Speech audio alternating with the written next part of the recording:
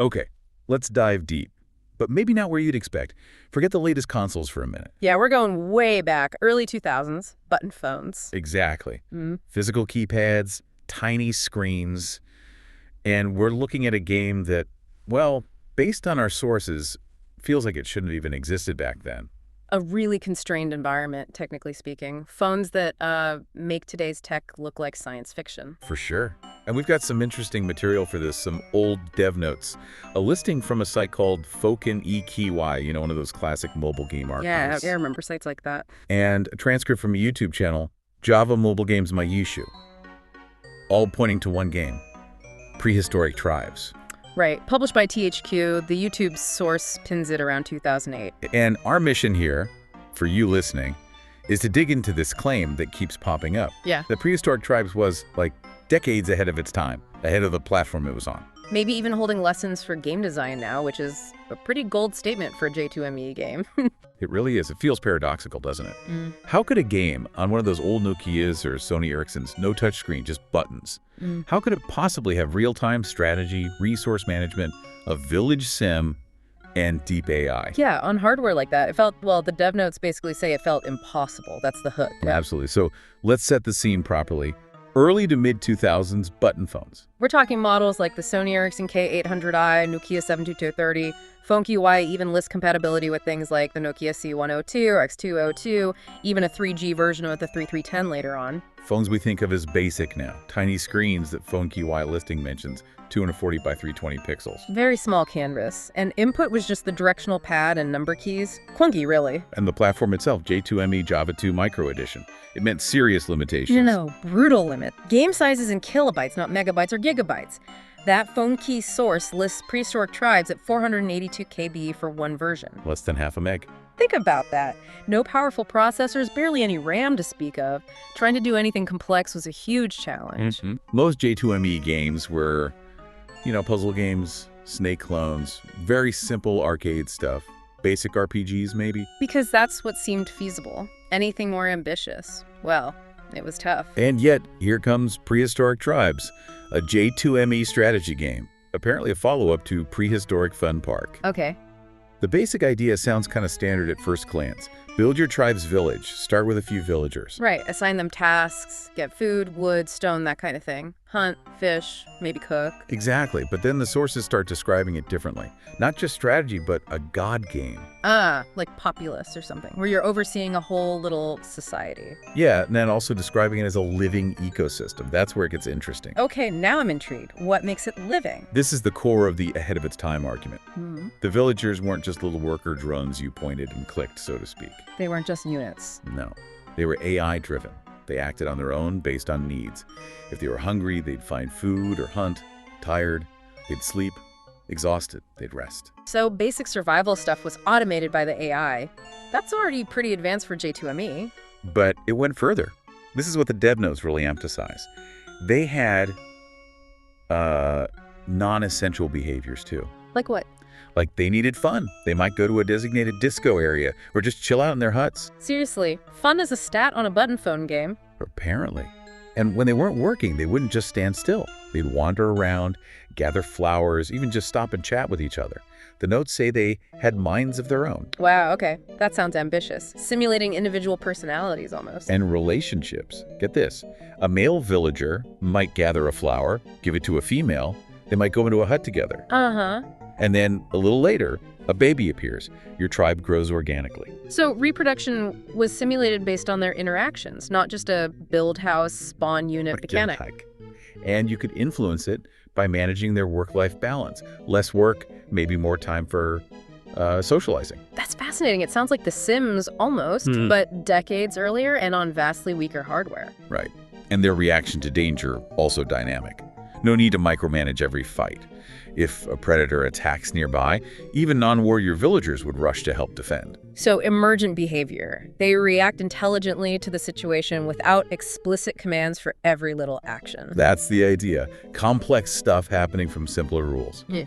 And the sources praise how the pixel art and animation, despite being basic, were used cleverly to show emotions and states: hunger, happiness, danger, love. Which is key, right? You need that feedback to understand the simulation. Definitely. Now, from a technical standpoint, How hard was that back then, this level of AI? Oh, incredibly hard. Think about it. You're tracking dozens of these little cavemen, right? Yep. Each one has multiple needs: hunger, sleep, fun, whatever else. Plus their location, the current task, maybe who they like or dislike, all updating constantly, interacting with each other in the environment on a processor that's like laughably slow by today's standards with almost no memory. So managing all those states. It required incredibly optimized code, really clever algorithms for managing AI routines, scheduling tasks, pathfinding. Yeah. Things that are challenging even now, but doing it within, say, a few hundred kilobytes, that's the magic trick. Most J2ME games struggled with just a few moving things on screen, let alone dozens of autonomous agents. Exactly.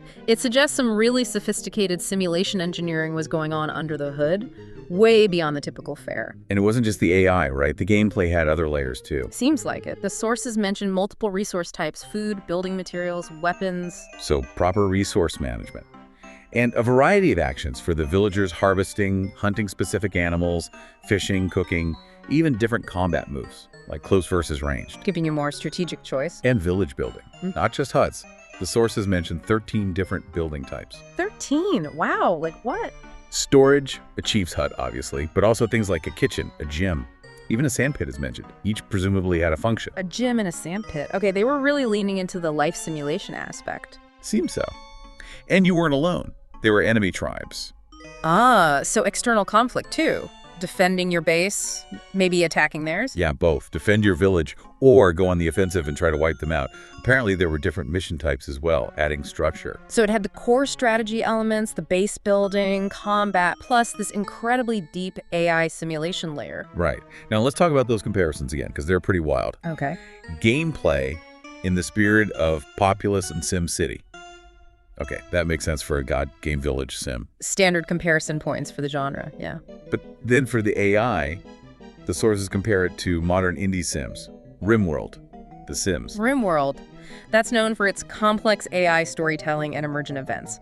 Comparing a J2ME game to RimWorld, that's a high bar. And then the Knockout Punch comparison from the dev notes.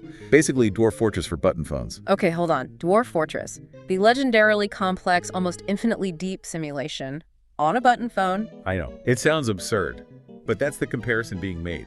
It speaks volumes about the ambition and perceived depth of prehistoric tribes of simulation. It really does. That's quite a claim. Did players notice this depth?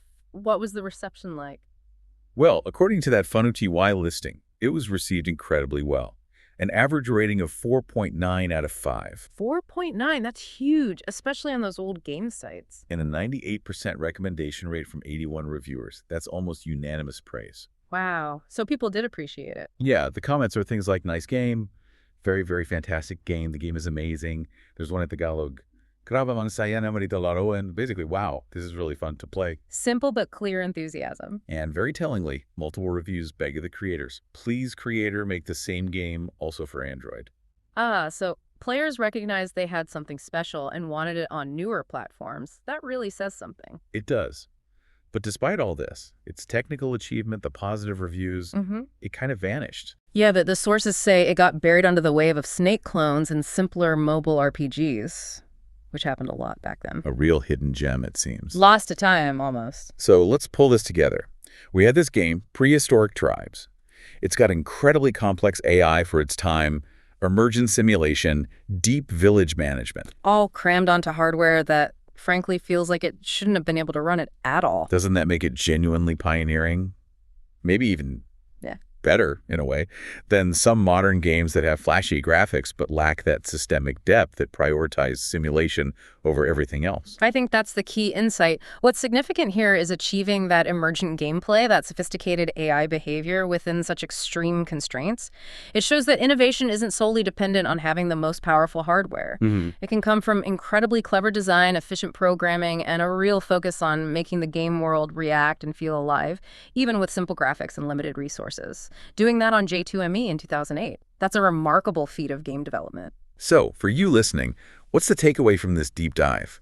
Maybe it's that real innovation can happen anywhere, even on platforms we've long forgotten. Driven by ingenuity and smart design, not just brute force processing power. Or perhaps it's a bit of a cautionary tale.